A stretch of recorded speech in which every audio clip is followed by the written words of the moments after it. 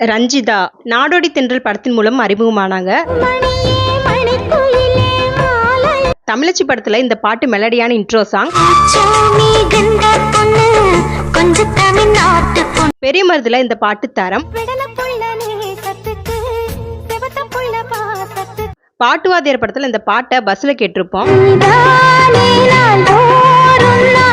கர்ணா படத்துல பிடிக்காமல் எடுத்த பாட்டு இது. அதர்மம் படத்துல ரொமான்டிக்கான சாங் இது.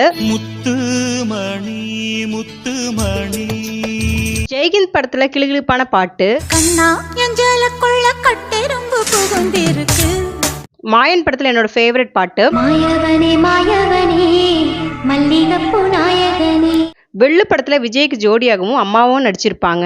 கடைசியா தமிழ்ல ராவணன் படத்துல நடிச்சாங்க. அதுக்கப்புறம் கைலாச நாட்டிற்கு 2023 இருந்து பிரைம் மினிஸ்டரா இருக்காங்க.